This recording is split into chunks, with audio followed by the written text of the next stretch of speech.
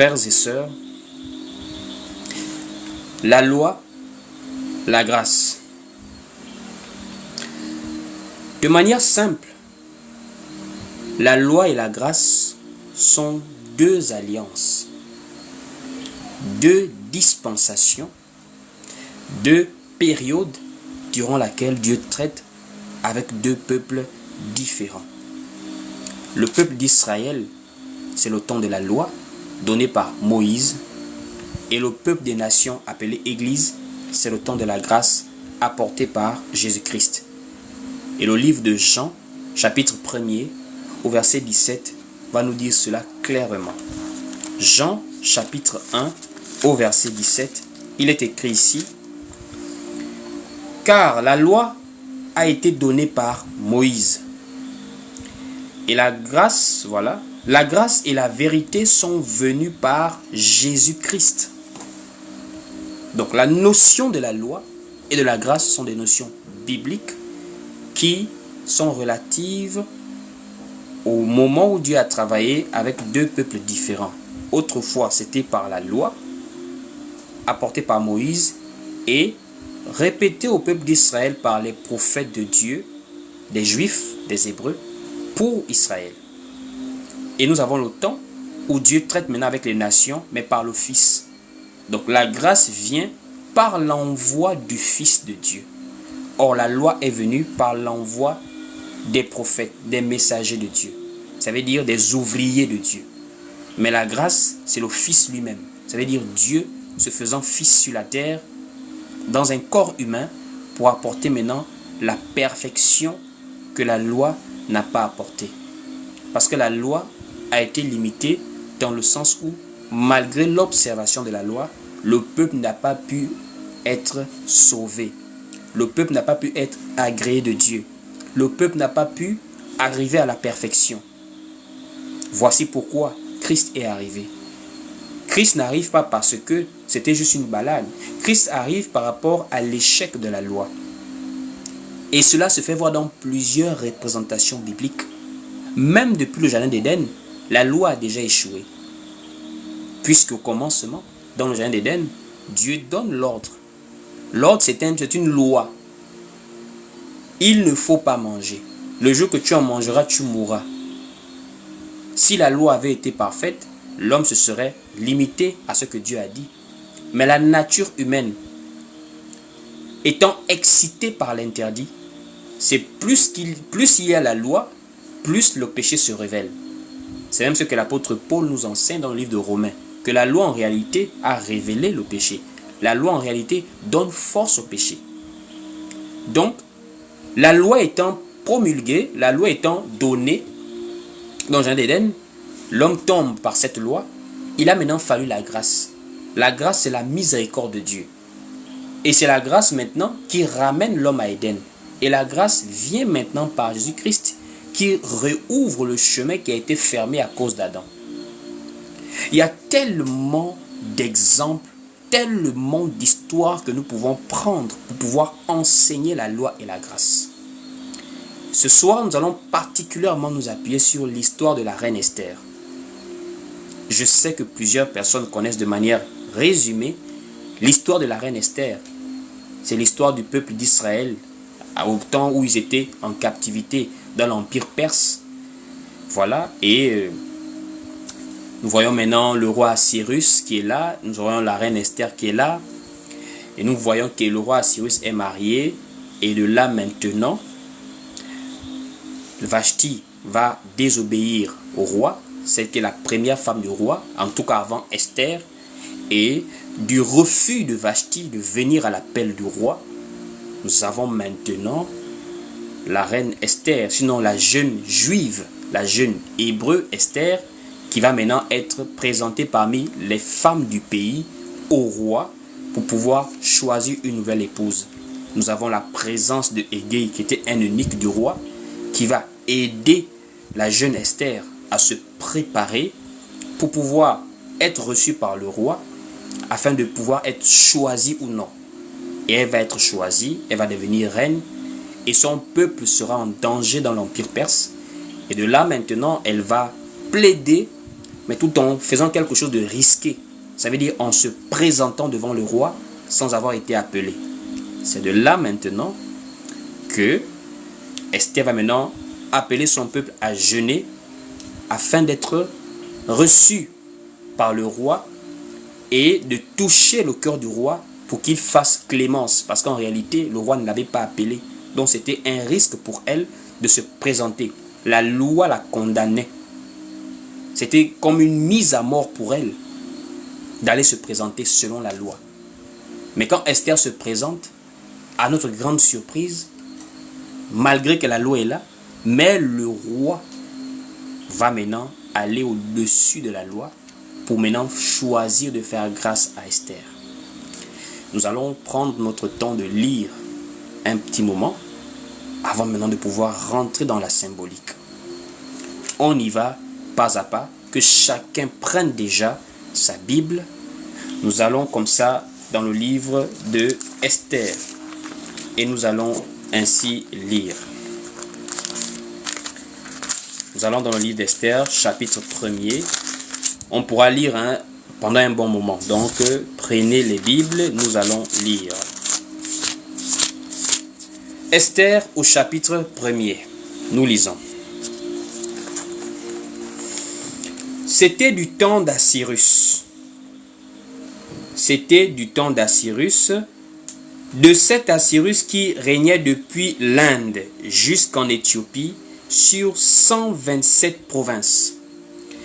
Et le roi Assyrus était alors assis sur son trône royal à Suse, dans la capitale. La 3e année de son règne, il fit un festin à tous ses princes et à ses serviteurs, les commandants de l'armée des Perses et des Mèdes, les grands et les chefs des provinces furent réunis en sa présence. Il montra la splendeur, la splendide richesse de son royaume et l'éclatante magnificence de sa grandeur pendant nombre de jours, pendant 124 jours. Lorsque ces jours furent écoulés, le roi fit pour tout le peuple qui se trouvait à Suse, la capitale, depuis le plus grand jusqu'au plus petit, un festin qui dura 7 jours, dans la cour du jardin de la maison royale. Des tentures blanches,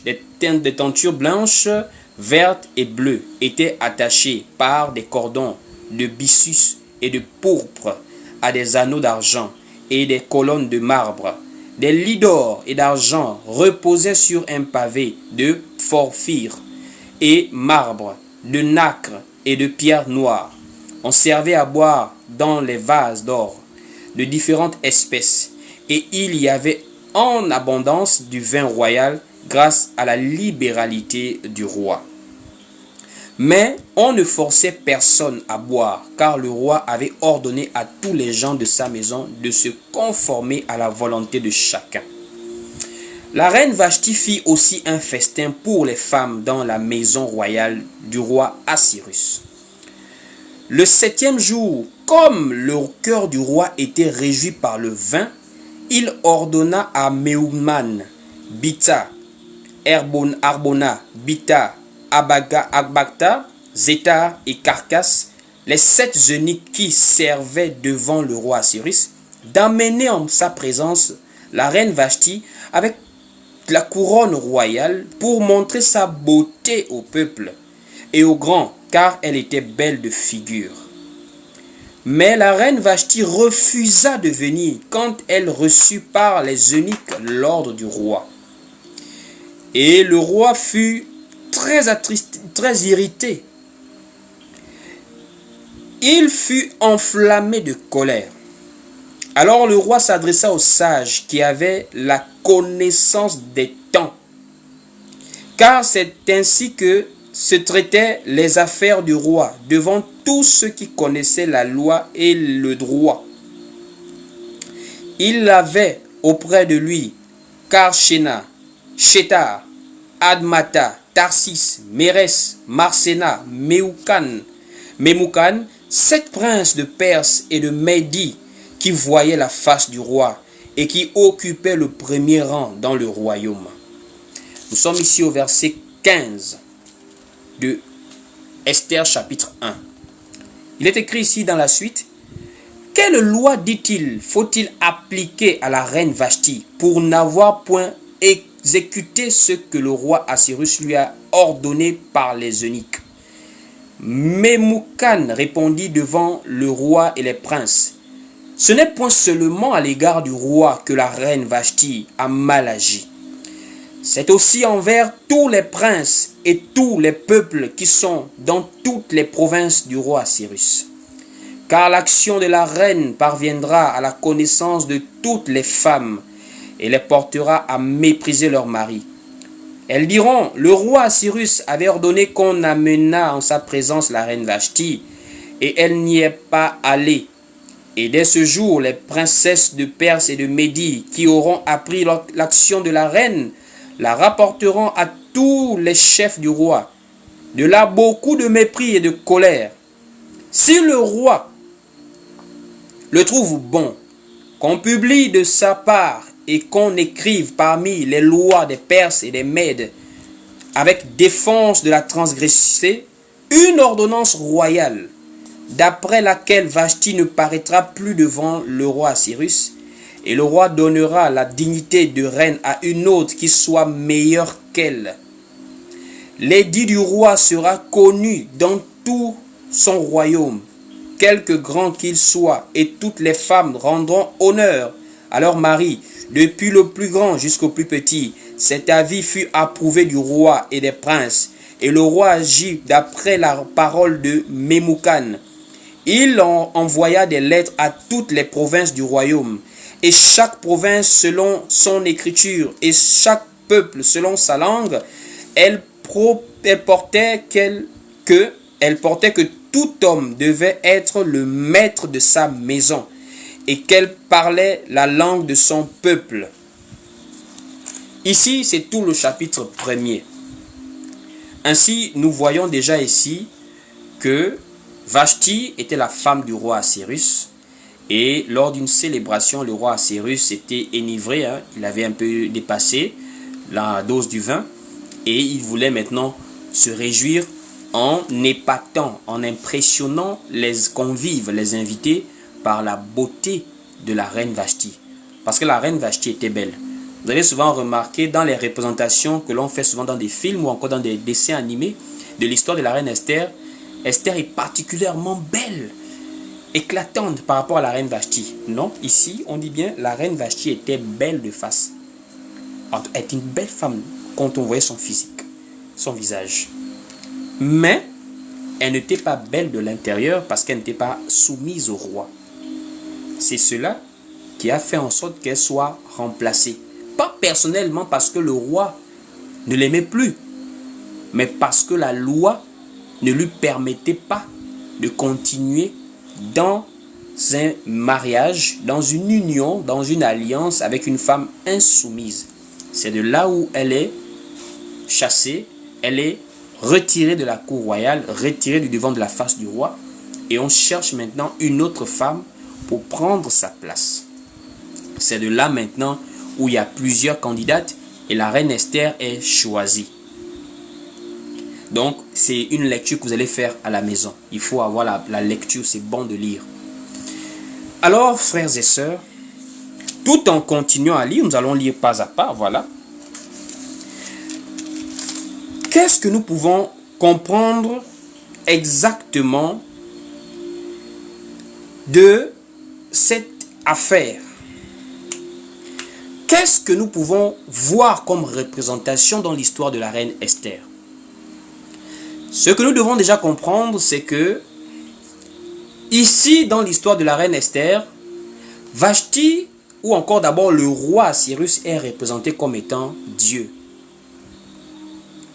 Le roi Assyrus est représenté comme étant Dieu. Et Dieu, au départ, il traite avec un peuple. Et le peuple avec lequel Dieu traite, c'est le peuple d'Israël. Et le peuple d'Israël est représenté comme étant une femme. avec qui Dieu traite, avec qui Dieu a alliance. Seulement, cette femme n'a pas répondu à l'appel de Dieu.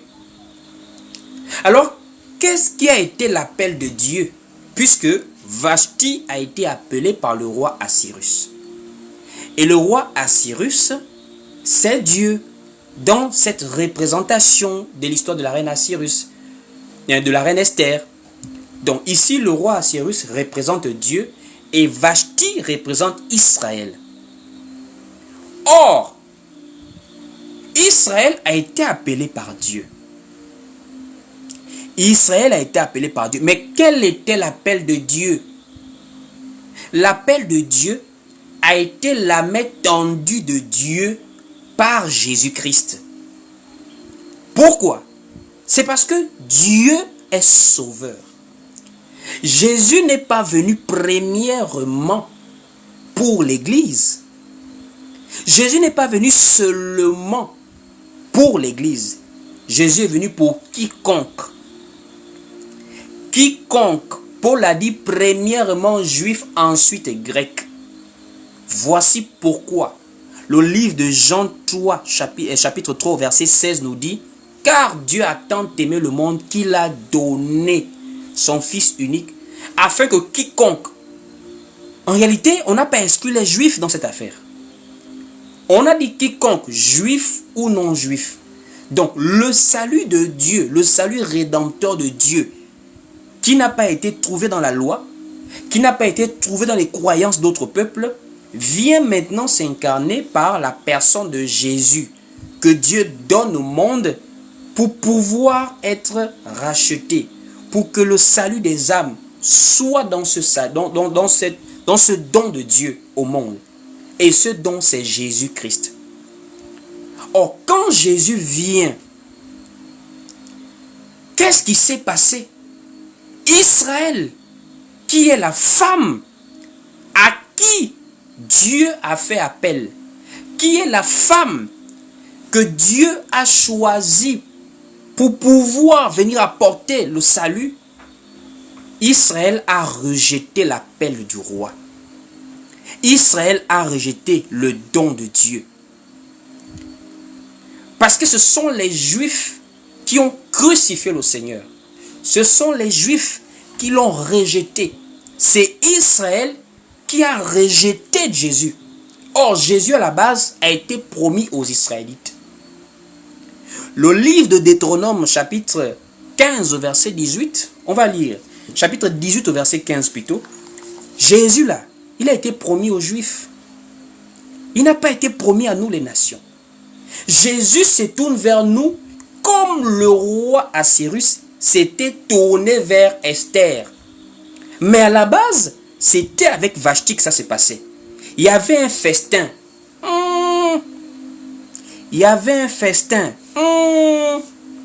Je dis encore, il y avait un festin.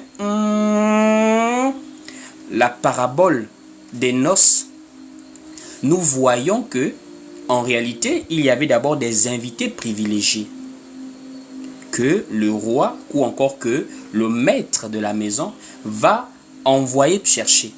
Mais comme ces invités refusent l'appel, le roi demande maintenant à ses ouvriers d'aller chercher les gens dans les carrefours. Or, dans les carrefours, ce sont les peuples des nations qu'on trouve dans les carrefours. Des impudiques, des voleurs, des brigands, des idolâtres, des cupides. C'est nous les peuples non juifs. Ça veut dire quoi? On ne nous a pas trouvés, on était déjà saints. On ne nous a pas trouvés, on était déjà parfaits. Jésus nous a trouvés dans la saleté comme on était et il nous a aimés malgré la saleté. La loi ne permettait même pas qu'il nous aime, mais c'est la grâce qui fait l'amour de Dieu par rapport à nous. Voici pourquoi Esther, par rapport à ce qu'elle avait fait, de se présenter devant le roi sans son appel, méritait la mort. Mais le roi dépasse la loi et va dans la grâce maintenant pour pouvoir la sauver. Alors qu'à la base, toute cette affaire commence avec Vashti. Allons-y, Deutéronome 18 au verset 15. Deutéronome chapitre 18 au verset 15, il est écrit ici: Dans Deutéronome chapitre 18 au verset 15, lisez vous-même la promesse qu'on a fait à Vashti. Vashti qui est Israël. C'est à elle que avec qui que ça se passe. Nous, on n'est pas dedans là. Là, Esther, qui pouvait lui dire que tu vas être reine un jour? C'était Vashti qui était là, la privilégiée du roi, la femme du roi, la reine Vashti. Allons-y lire comment Israël avait reçu la promesse d'un homme qui viendrait comme Moïse. Deutéronome 18 au verset 15, écoutez vous-même. L'Éternel ton Dieu te suscitera du milieu de toi, d'entre tes frères, un prophète comme moi, vous l'écouterez. Moïse n'a jamais parlé aux Gabonais. Moïse n'a jamais parlé aux Américains, ni aux Congolais, ni aux Chinois. Moïse a parlé aux Hébreux, ses frères. Et il dit, l'Éternel ton Dieu te suscitera du milieu de toi, d'entre tes frères. Un prophète comme moi, vous l'écouterez. Donc ça devait être un juif, il devait être prophète, et le peuple était censé l'écouter. Et c'est la même chose qui sera répétée dans Actes. La parole va être répétée dans Actes. Puisqu'on va faire le rappel aux Juifs. Est-ce que vous vous souvenez que Moïse avait annoncé la venue d'un prophète qu'on devait écouter? Allons-y lire le livre des Actes des Apôtres. On va rapidement aller chercher ce verset-là. On part dans Actes des Apôtres pour voir comment cette parole, cette prophétie va être répétée aux Juifs qui, eux, n'ont pas répondu à l'appel de Dieu. Ils ont rejeté Dieu. Ils ont rejeté le don de Dieu. Voilà, donc nous sommes dans le livre des Actes des Apôtres.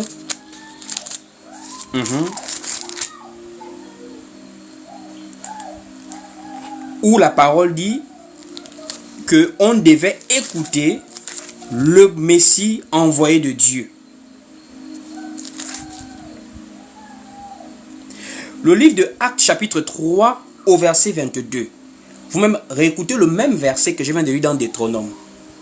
Acte 3 au verset 22. Pierre répète la même chose que Moïse en faisant comprendre que vous n'avez pas répondu à l'appel du roi. Vous n'avez pas répondu à l'appel de Dieu. Vous n'avez pas saisi la main tendue de Dieu. Dieu vous a promis un prophète comme Moïse. Alors que Moïse était censé être le prophète de la loi qui apportait la délivrance depuis l'Égypte. Mais la loi n'a rien amené à la perfection. Voici pourquoi Dieu, dans sa préscience, avait déjà prévu un prophète qui viendrait surpasser Moïse, mais qui serait d'abord comme lui, avec quelques critères, tels que prophète, juif, et qui va apporter une autre alliance. Et quand il arrive, vous l'avez rejeté. Or, c'est votre rejet de ce prophète-là qui a fait qu'il se tourne vers un autre peuple. Alors qu'à la base, c'était vous les Juifs à qui l'appel a été donné. Acte chapitre 3 au verset 22. Écoutez vous-même comment Pierre va répéter le même verset que je viens de lire dans Deutéronome. Là, Pierre répète ça. Acte 3 au verset 22, il est écrit ici. Moïse a dit,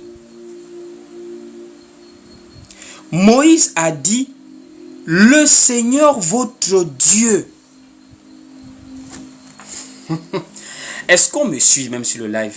Il n'y a pas assez de partage. Quel dommage. Vraiment, c'est pas possible. Moïse dit, le Seigneur votre Dieu vous suscitera d'entre vos frères un prophète comme moi. Vous l'écouterez dans tout ce qu'il vous dira. Directement Deutéronome 18-15. Maintenant, Pierre pousse encore en disant au verset 23, et quiconque n'écoutera pas ce prophète sera exterminé du peuple. Donc le rejet d'Israël de la main tendue de Dieu pour le salut a fait que ce salut se tourne vers les nations maintenant. Parce que Jésus était le salut. Jésus était le salut. Michée avait dit, c'est celui qui pétra Israël qui doit naître à Bethléem. Enfin, je comprends pas même. C'est-à-dire, Paul a été clair en disant, les Juifs ont été voilés pour que nous soyons sauvés en réalité. Il n'y a pas de logique que les scribes et les sacrificateurs qui connaissaient les textes savaient bien comment devait naître le Messie. Et ils ont vu la naissance du Christ, mais ils n'ont pas cru au Christ. Quand les mages arrivent chez Hérode et qu'ils informent Hérode que le roi des Juifs vient de naître, Hérode est perturbé, il panique. Tout Jérusalem panique avec Hérode. Ils appellent les scribes et les sacrificateurs pour lire la prophétie. La prophétie confirme qu'il doit naître à Bethléem, conformément à la prophétie de Michée. Donc, naturellement, Jésus devait être accueilli. Il devait être ovationné, glorifié en Israël. Mais quand il arrive, il grandit. Quand il démarre le ministère à 30 ans, on ne voit plus le Christ, on ne voit plus le roi d'Israël. On voit maintenant le fils de Joseph, le charpentier. Donc, au lieu de voir le Christ, on voit le charpentier. Et quand les gens voient le charpentier, au lieu de voir le Christ, on se détourne du charpentier parce qu'eux, ils continuent à chercher un Christ imaginaire alors que le Christ était en face d'eux. Mais l'enveloppe corporelle du Christ qui est Jésus a voilé les Juifs. Et quand les Juifs sont voilés, les Juifs le crucifient. Et la crucifixion des Juifs symbolisait le rejet de la reine Vashti par rapport à l'appel du roi Assyrus. Voici pourquoi l'apôtre Paul va maintenant dire dans Romains: je me suis laissé trouver par ceux qui ne me cherchaient pas. J'ai été trouvé par ceux qui ne me cherchaient pas. Alors que vous m'avez cherché. Et je vous ai promis que je vous enverrai un prophète. Ce sont les Juifs qui ont dit à Moïse: nous on veut entendre quelqu'un. Dieu lui-même comme ça là nous parler, on va périr. La façon dont sur la montagne ça grondait comme ça là, non, c'est épouvantable. On veut un intermédiaire. Dieu dit: il n'y a pas de problème. Je vous enverrai quelqu'un qui sera comme Moïse. Parce que Moïse est en train de terminer. Et Moïse, il faut quelqu'un à sa dimension. Parce que même ce qu'il fait n'a pas mené à la perfection. Il faut quelqu'un. Ce quelqu'un, quand il arrive maintenant, vous n'acceptez plus. Alors, je me tourne vers ceux qui ne m'ont pas appelé. Puisque vous m'avez appelé, je suis venu et vous m'avez rejeté. Allons-y lire le livre de Romains. C'est maintenant dans Romains que Paul nous parle de ça là. Oh, il faut lire les Écritures, c'est important. Prenons le livre de Romains. Romains, voilà. Nous sommes dans le livre de Romains. Voilà. Prenons le livre de Romains. Ok. Où l'apôtre Paul parle de quelque chose d'assez particulier. Romains chapitre 10 au verset 20. Romains chapitre 10 au verset 20. Je voudrais qu'on lise ce passage. Romains 10 au verset 20 confirme ce qui s'est passé avec Vashti et le roi Assyrus. Vashti, c'est elle qui a les prérogatives de la reine. C'est Vashti qu'on veut présenter.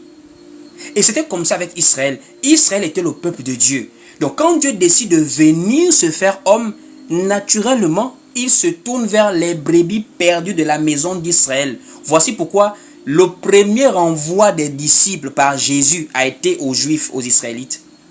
Dans Matthieu 10, Jésus dit: allez-y vers les brebis perdues de la maison d'Israël. C'est parce que quand Jésus arrive, Jésus est d'abord dans une mission. Jésus vient parce qu'il a été envoyé par rapport à une attente. Romains 10 au verset 20, il est écrit ici.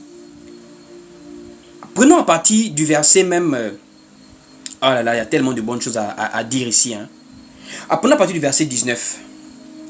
Prenons à partir du verset 19 jusqu'au verset 20 en descendant. Il est écrit ici. Romains 10, verset 19. Mais je dis, Israël ne l'a-t-il pas su? Moïse, le premier, dit: j'exciterai votre jalousie par ce qui n'est point une nation.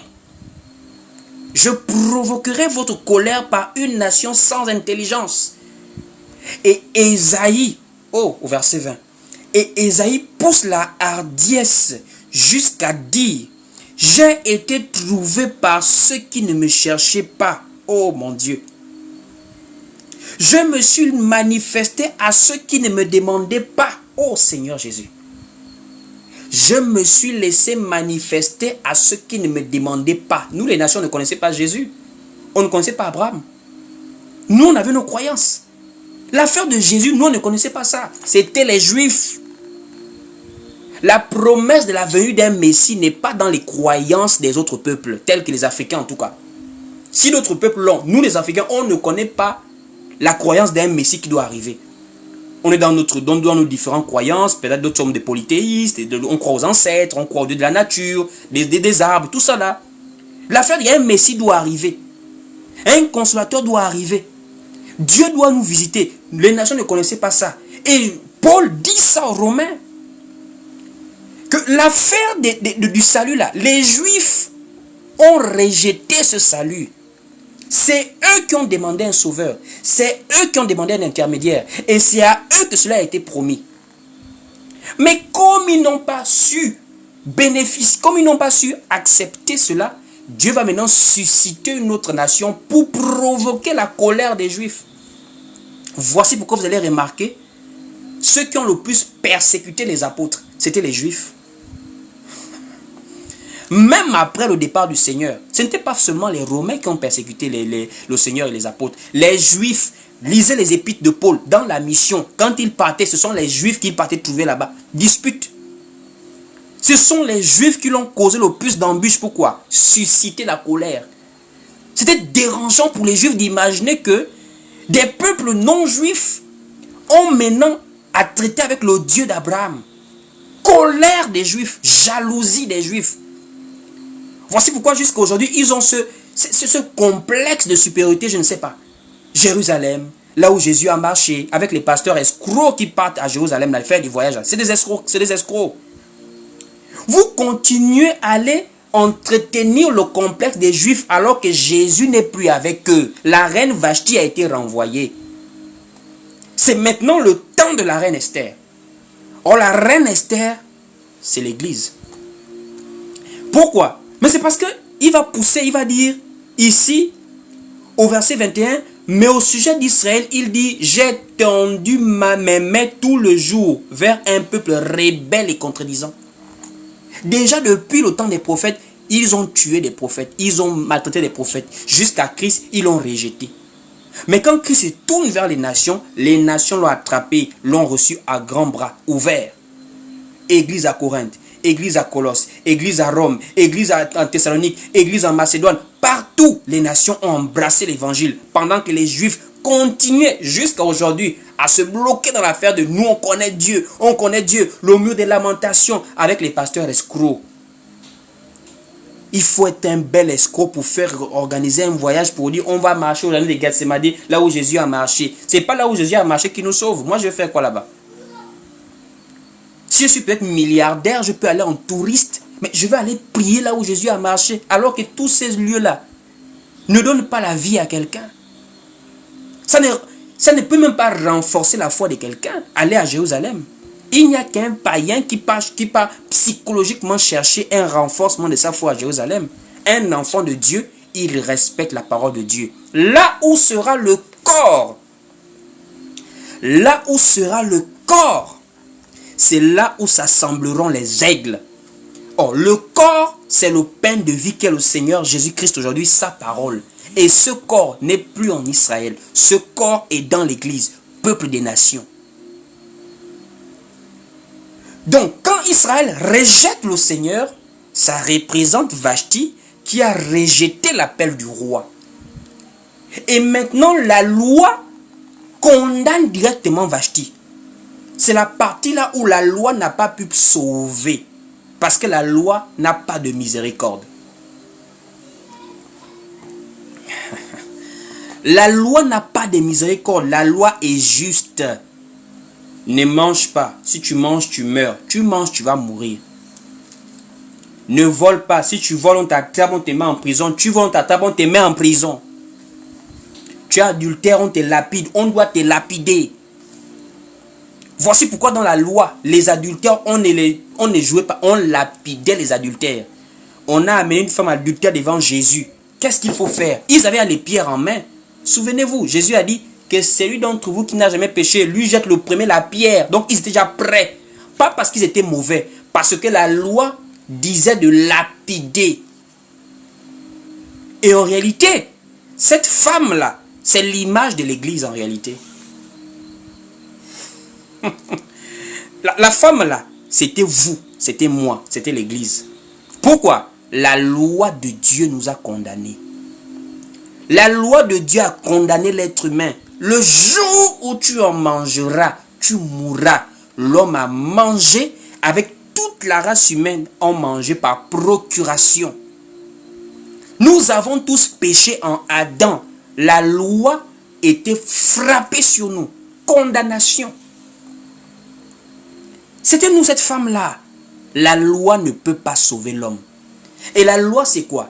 La loi, ce sont les œuvres qui tendent à pouvoir chercher l'agrément de Dieu, chercher l'approbation de Dieu. Ce sont les œuvres par lesquelles on cherche à se rapprocher de Dieu. C'est ça la loi. Ne vole pas, ne mens pas, ne tue pas, paye ta dîme, viens à Jérusalem, célèbre la Pâque, le premier mois du calendrier juif, le 14e jour du premier mois, le mois de Nissan, célèbre la fête de Pâques. Après la fête de Pâques, c'est la fête des pains sans levain. Après, fête des tabernacles, fête des tessis, fête de cela. Chaque Shabbat, il faut être là. Apporte les dîmes à Jérusalem. Donne aux veuves, aux orphelins, aux lévites, à l'étranger. Il faut faire comme ça. La fête de telle chose, la fête de telle chose. Il faut prier combien de fois par jour? La nuit, c'est la loi. La loi. Ça veut dire, par ces choses-là, on tend à vouloir être en bonne relation avec Dieu. Mais il y a un problème. C'est que la parole est claire. Dans Romains, la parole dit, car tous ont péché et sont privés de la gloire de Dieu. Donc les œuvres de la loi, aussi bonnes fussent-elles, ne pouvaient pas amener l'homme vers Dieu. Voici pourquoi Vashti n'a pas pu dépasser la désobéissance. Une fois qu'elle a désobéi, ce n'était pas le cœur de Assyrus, c'était la loi qui a imposé à Assyrus de la renvoyer. Ce qui fait la grâce, c'est le cœur de Dieu. Ce qui fait la loi, c'est sa parole, ses principes, son autorité. C'est dans son autorité que Dieu condamne la désobéissance. Voici pourquoi, étant Dieu infiniment saint, il ne peut être en contact avec un homme qui a péché. Voici pourquoi on ne pouvait pas s'approcher de Dieu dans un état de pécheur, malgré tous les efforts qu'on a pu faire. Je répète, la loi là, ça représente l'autorité de Dieu. Dieu dans son autorité là, c'est la justice. Or, David avait compris le principe de la justice de Dieu depuis. David avait compris que personne ne peut aller en justice avec Dieu et gagner. C'est pas possible. Personne. Personne ne peut aller en justice avec Dieu et gagner. Paul dit à Timothée, il habite une lumière inaccessible qu'aucun homme ne peut atteindre. Dieu est infiniment saint au point où même les anges devant sa présence sont effrayés de sa sainteté, de sa pureté infinie. Donc ça veut dire, la loi, personne ne pouvait aller avec Dieu par la loi. Parce que le corps de l'humain ne peut respecter de manière rigoureuse la loi dans ce corps. C'est ce qui fait encore la complexité même de la loi. Ça veut dire, la loi qui est rigoureuse est imposée à des hommes qui sont faibles. Voici pourquoi Vashti a été renvoyée. La loi l'a empêché de demeurer reine après la désobéissance. L'image d'Israël. Israël, je vous assure, en termes d'œuvre, Israël est mieux que l'Église. Non, faut pas se mentir. Nous sommes devant les Juifs. Nous sommes des blagueurs devant les Juifs. Vous pensez que les pharisiens, c'est quel genre de personnes? C'était des orgueilleux, les pharisiens. Pourquoi? Le niveau de rigueur qu'ils avaient dans la loi. Des puritains. Voir un rabbin juif, un pharisien, dans les scandales de l'escroquerie, de coucher avec la femme de quelqu'un, adultère, pharisien. Oh, vous plaisantez. Paul était pharisien. Il avait son maître Gamaliel. Il y avait des caïphes, etc. Ce n'étaient pas des enfants. Ce n'étaient pas de n'importe qui. Ils étaient des gens orgueilleux. L'orgueil, pourquoi? Parce qu'ils s'appuyaient sur les œuvres de la loi. Par la chair en plus. Mais Jésus est venu leur montrer que aucun homme dans cette chair charnelle-là peut aller jusqu'à Dieu par la loi. Parce que même quand tu ne fais pas quelque chose, tu peux dans le cœur. Et c'est là où les Juifs ne connaissaient pas la dimension de la pureté de Dieu. Ils se sont arrêtés aux œuvres. Ça veut dire que quelqu'un convoite dans son cœur. Mais comme on ne l'a jamais attrapé, il s'arrête dans le témoignage des hommes. C'était ça les pharisiens. C'était ça les pharisiens. C'est-à-dire quelqu'un fait la convoitise. Quelqu'un il a la colère contre les autres. La jalousie. Mais dans les ordonnances de Moïse là, on ne voit pas quelqu'un qui a la jalousie, on va l'attraper. Puisqu'on ne l'a pas vu agir physiquement. Mais Dieu lui voit dans les cœurs. Et les cœurs des humains sont impurs. Donc peu importe ce que tu peux vouloir faire, tu ne mens pas, tu ne voles pas. Mais même dans ton cœur, Dieu voit là-bas. Et une fois, il y a une minuscule impureté dans ton cœur, tu ne peux pas être sauvé dans la loi de Dieu. La loi de Dieu est une loi rigoureuse qui est à la dimension de sa sainteté. L'homme ne peut pas arriver avec Dieu avec ça. C'est pas possible. Voici pourquoi le livre de Romains nous dit Dieu a renfermé tous les hommes dans la désobéissance. Dieu a vu que là, si on rentre dans l'affaire là, je suis le seul au ciel. Personne ne va. En tout cas, les humains de la terre ne vont pas entrer au ciel avec moi. Il a bloqué toute la loi, que les hommes restent dans la désobéissance avec la loi, afin que le salut vienne par la grâce. La grâce, c'est la miséricorde de pardonner à quelqu'un qui est coupable. On ne pardonne pas à un innocent, on pardonne à un coupable. Le pardon n'est pas pour les innocents. L'innocent n'a rien fait. Le pardon, c'est pour les coupables. Voici pourquoi Christ est le seul innocent. Christ n'a rien fait pour être à la croix. Ceux qui ont tout fait pour être à la croix, c'est les autres êtres humains qui ont péché. Or, Christ est l'être humain qui n'a pas péché. Il a vécu sans péché. Voici pourquoi son sang a été un sang pur au point de pouvoir ôter le péché de nos vies. Et qui a accepté ce Christ-là? C'est nous les nations. C'est nous l'église. Donc nous sommes la représentation de ce qui va maintenant se passer avec la reine Esther. Parce que la reine Esther se retrouve maintenant dans un blocage. Elle veut maintenant aller à l'appel du roi. Mais il y a un problème. Le roi ne l'a pas appelé. Le roi ne l'a pas appelé. Or, si elle tente de se mettre à la cour royale sans l'appel du roi, c'est la mort même qui l'attend. Et la reine Esther, c'est là d'où vous voyez cette fameuse histoire du jeune d'Esther. C'était un cas particulier. Elle a dit, j'irai. Et si je dois mourir, je vais périr. Quand elle s'est présentée là, la loi avait déjà prévu quiconque vient se présenter devant le roi sans avoir été appelé, la personne meurt. La personne est punie, sanctionnée. Et elle partait, non pas en comptant sur la loi, mais elle partait en comptant sur la grâce. C'est l'image de toi, mon frère, de toi, ma soeur. Ne pars pas avec la pensée de la loi devant Dieu. Je ne mens pas, je ne vole pas, ou bien j'ai peur parce que j'ai menti, j'ai peur parce que je ne suis pas parfait. Va avec la grâce que Dieu t'aime. Va avec l'assurance de l'amour de Dieu. Ça ne veut pas dire que tu deviens maintenant blagueur avec Dieu. Non, non, ça veut dire d'un cœur sincère. Tu vas avec ce qui tu es devant Dieu. En disant à Dieu, Seigneur, pardonne-moi. Et tends ta main sur moi. Mais pas avec la pensée que comme je ne mens pas, moi je suis. Tu ne peux pas faire ça avec Dieu. Parce que la loi de Dieu, personne ne peut la respecter. C'est la grâce de Dieu qui nous permet de nous réconcilier avec Dieu. Allons-y lire. Le livre d'Esther, nous sommes maintenant en train de terminer. Pas à pas. Nous sommes dans le livre d'Esther, voilà. Et nous allons maintenant voir comment Esther va se présenter devant le roi. Alors, nous allons déjà lire comment Mardochée, qui est son oncle, va maintenant parler avec elle par rapport à la situation des Juifs. Et elle va répondre par rapport à l'affaire de la loi. Donc, il est écrit ici, nous sommes ici dans le livre de Esther chapitre 4. Esther chapitre 4, voilà. Au verset, bon, on va prendre un verset. Hein. Au verset, prenons la partie du verset même, bon, premier. Esther chapitre 4, verset 1er. On va lire un peu en descendant. Esther chapitre 4, verset 1er.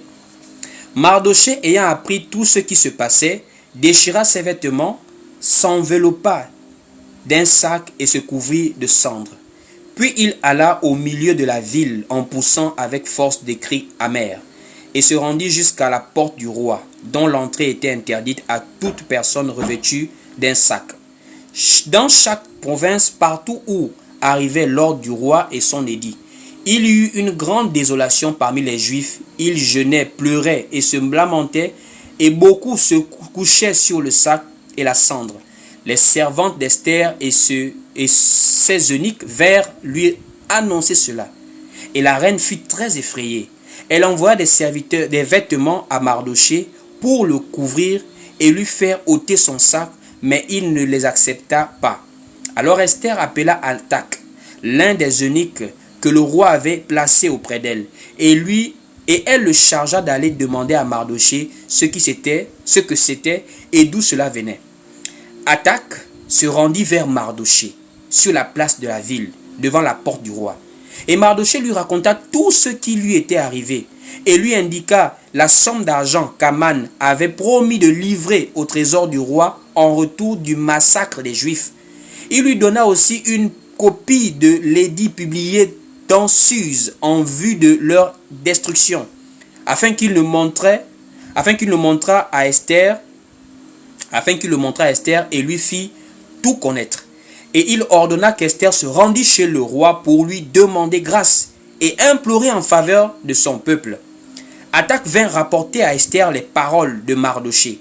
Esther chargea Hathach d'aller dire à Mardochée: tous les serviteurs du roi et le peuple des provinces du roi savent qu'il existe une loi portant peine de mort contre quiconque, homme ou femme, entre chez le roi dans la cour intérieure sans avoir été appelé.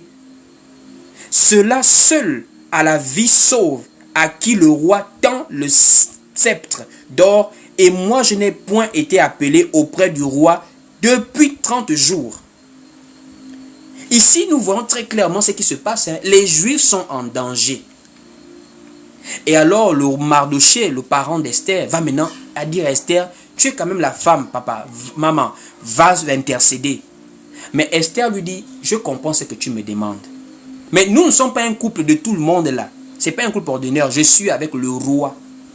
Et le roi, il ne marche pas avec comme il veut. Il a des lois qui lui permettent de diriger le royaume. Et là, il y a une loi qui interdit sous peine de mort. Est-ce que vous vous rendez compte que quand Esther demande de jeûner là, ce n'est pas une blague. Sa vie dépendait de cette affaire, qu'elle partait avec une loi qui l'a condamnée à mort. Quand elle part se présenter, voici pourquoi devant, quand elle va décider maintenant d'aller, elle va dire: rassemblez tout le monde, priez dans vos maisons. Parce que ce que je m'en vais faire là, si je dois périr dans cette affaire-là, au moins je partirai. Je vais mourir dans cette affaire. Donc au moins on va jeûner, on va être dans la prière, afin que Dieu nous fasse grâce. Mais Esther là, c'est nous. Nous étions déjà un peuple qui partions dans la perdition. L'apôtre Paul dit: vous étiez morts par vos offenses et par vos péchés. Mais à cause de l'amour de Dieu manifesté en Jésus-Christ, vous êtes devenus une nation sainte. Allons-y voir au verset 15 de Esther chapitre 4. Au verset 15. Esther envoya dire à Mardochée: va, rassemble tous les Juifs qui se trouvent à Suse et jeûnez pour moi, sans manger ni boire pendant 3 jours, ni la nuit ni le jour. Moi aussi je jeûnerai de même avec mes servantes. Puis j'entrerai chez le roi, malgré la loi. Malgré la loi, j'entrerai chez le roi. Malgré la loi, et si je dois périr, je périrai. Si je dois périr. Esther savait que par rapport à la loi, c'était la mort. Voici pourquoi on le dit aux gens. Vous ne pouvez plus être sauvé. Vous ne pouvez même pas être sauvé en prenant la loi. Toi, tu veux vraiment traiter avec Dieu avec les dîmes. Toi, tu peux respecter les dîmes. Tu veux traiter avec Dieu avec les soutanes, habits sacerdotal. Mais il y a tellement du désordre de nos jours pas possible dans le milieu chrétien. Des gens mettent des soutanes, ils mettent des chapeaux sur la tête en pleine église. Vous voulez retourner à la prêtrise juive? Vous connaissez ce qui s'est passé dans la loi. Le risque que prenait le sacrificateur ou le souverain sacrificateur en entrant dans le lieu saint, le lieu très saint. Il y avait des mois, il pouvait mourir là-bas. On mettait tout en place qu'au cas où on trouve en lui quelque chose d'impur, il meurt là-bas, on va le tirer à distance. C'était des endroits qu'on n'entrait pas n'importe comment. Toi, tu viens dans l'église, ça n'a plus absolument rien à voir. Tu es sous la grâce, l'amour de Dieu. Mais toi-même, tu veux répartir, mettre les soutanes, habits sacerdotal. Non. Il y a vraiment du travail à faire de nos jours. Hein. Il y a du travail.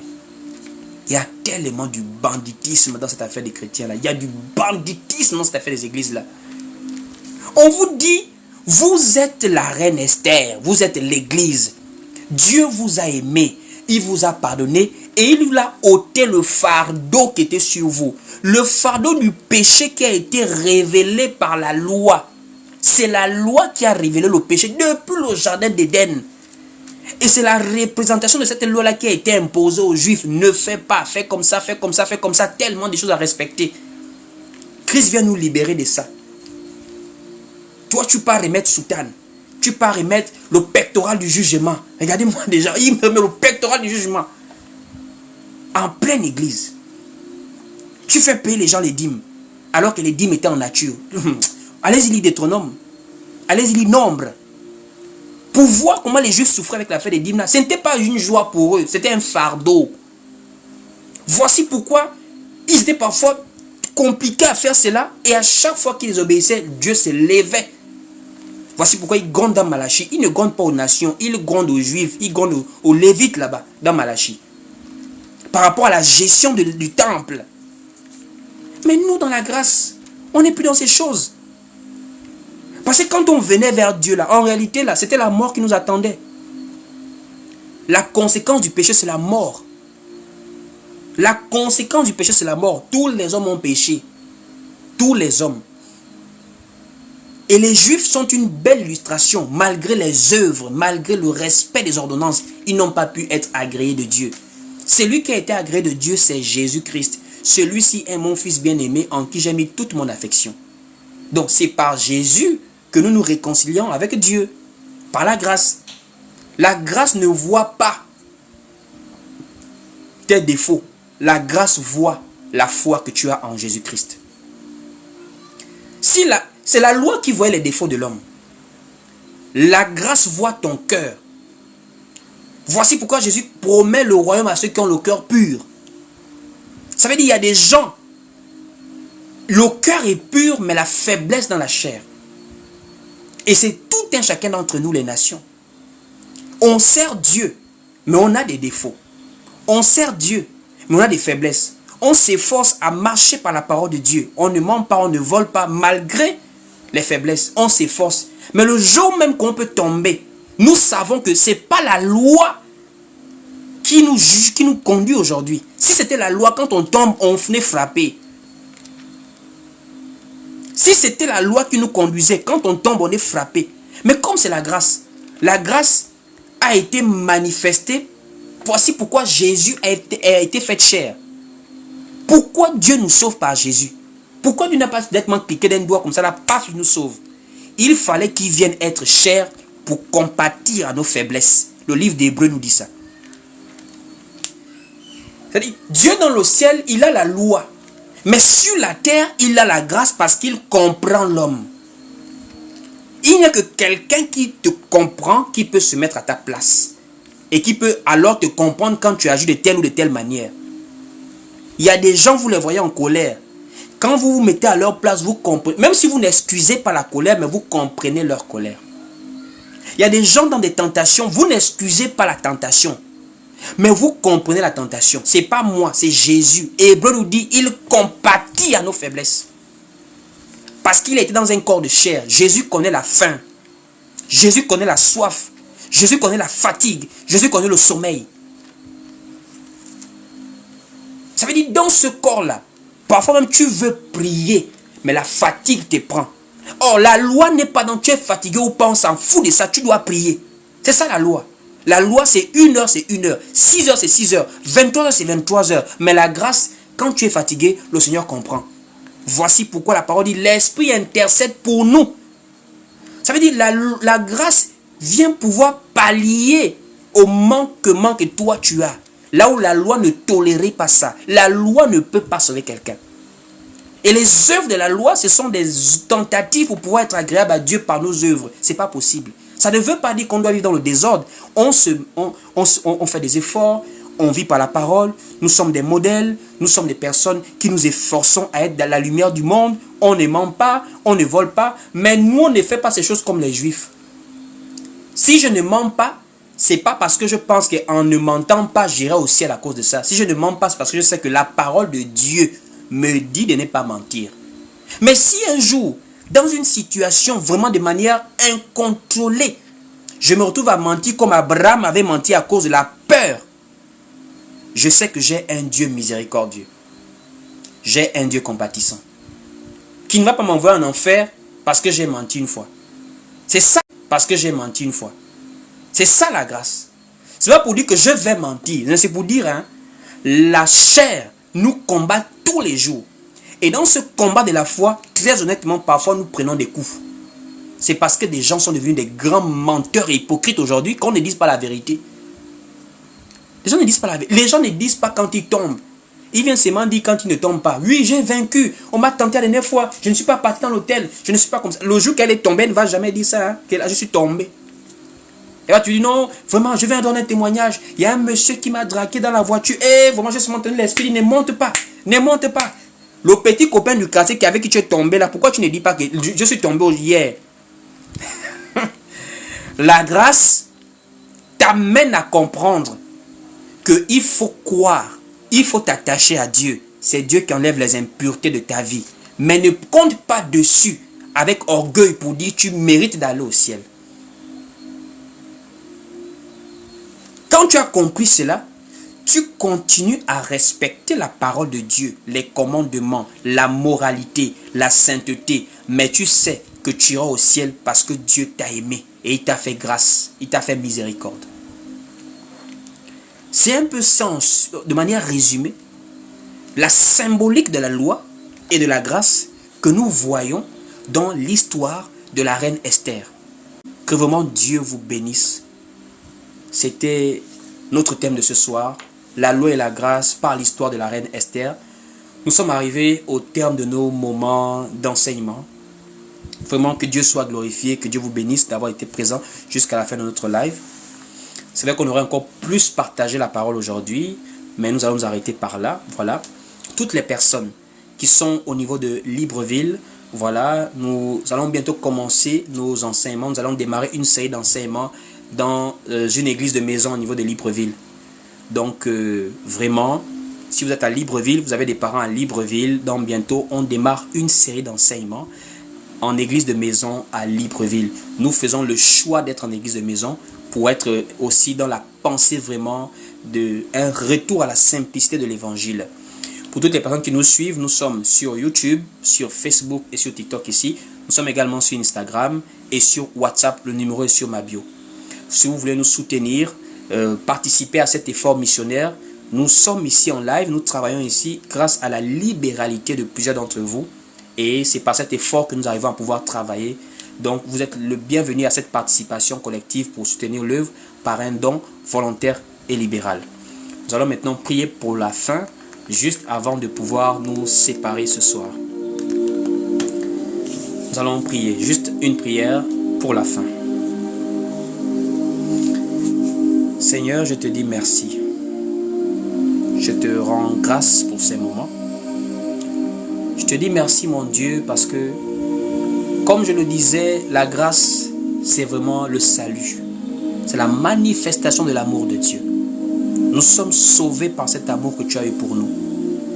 Je te prie, ô Dieu, Que cet amour ne soit pas comme pour nous un prétexte de nous complaire dans le mal, mais cet amour soit pour nous en réalité comme une opportunité encore d'une prise de conscience que nous devons être reconnaissants en nous soumettant à toi, Seigneur, parce que tu nous as aimés, tu nous as pardonnés et tu as été compatissant envers nous.